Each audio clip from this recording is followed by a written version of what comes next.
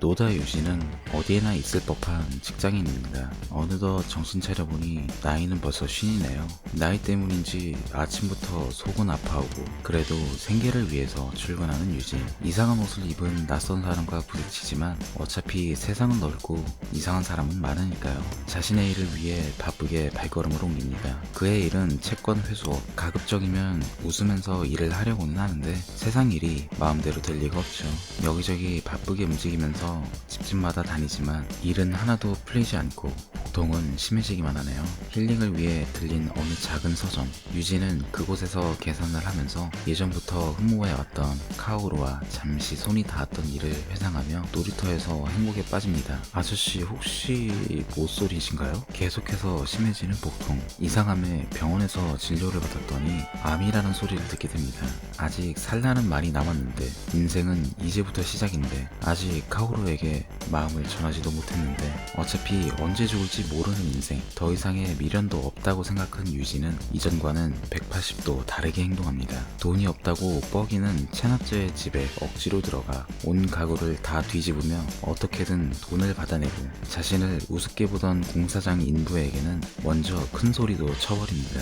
호사다마라고 하던가요? 카오루와 그녀를 쫓아다니던 스토커를 마주한 유지. 기지를 발휘해 스토커를 쫓아낸 유지는 자신의 마지막으로 찾아가야 할 체납자가 공교롭게도 카오루라는 사실을 알아냅니다. 차마 그녀에게만은 낮에 했던 것처럼 강요로 돈을 받아낼 수 없었던 유지. 이런저런 힘든 일에 대해서 대화를 하던 유지는 그녀의 제안으로 어느 교회에 들어가게 됩니다. 그런데 이거 아무리 봐도 사입이 맞죠? 이런데 돈을 부으니까 체납자가 된 것 같은데. 길을 걷던 도중 극심한 통증을 느낀 유지. 괜찮냐고 물어봐주며 호의를 느끼게 한 여자를 따라 들어간 곳이 또 하필이면 풍속업소였네요.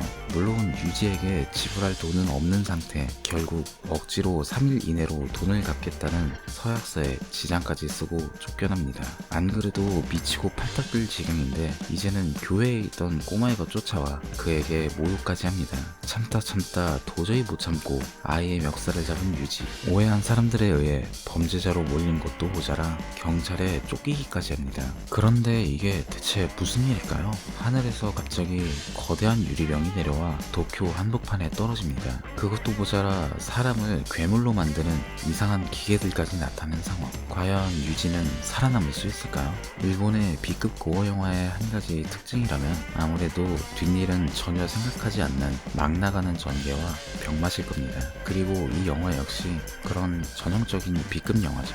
감독이 예전에도 리뷰한 도쿄 잔혹경찰을 만든 니시무라 요시히로였기 때문에 개인적으로는 조금 기대를 한 영화였어요.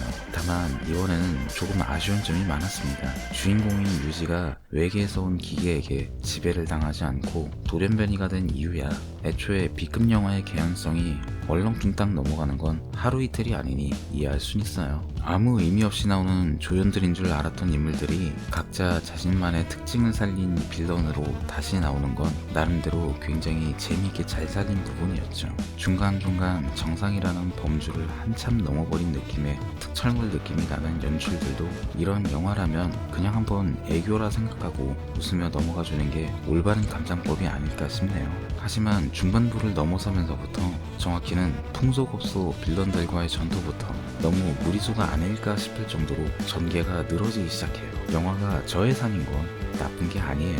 애초에 일본의 B급 영화들 자체가 대부분이 저예산으로 제작하고 있고 이를 커버하기 위해서 개성적인 캐릭터가 나오거나 혹은 과도할 정도의 고어신을 남발하긴 하지만 최소한 전개가 이렇게 심하다 싶을 정도로 늘어지는 건 정말 드문 경우였어요.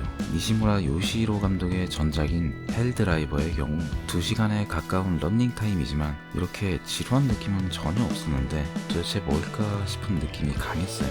영화를 보고 나서 내용을 다시 곱씹어보고 나서야 뭔가 임팩트 있었던 장면이 그닥 없었다는 걸 느꼈죠. 게다가 이 감독 이상하게 이 영화에서 CG를 굉장히 많이 썼더라고요. 무슨 심경의 변화인 건지 뭔지는 잘 모르겠네요. 확실한 건 이 영화는 재미있었다 혹은 그냥저냥 볼만한 수준이다 라는 말은 양심상 도저히 못하겠네요. 이 영상이 도움이 되었기를 바라며 저는 이만 오늘의 가이드 마치겠습니다. 이상 가이드 B였습니다. 감사합니다.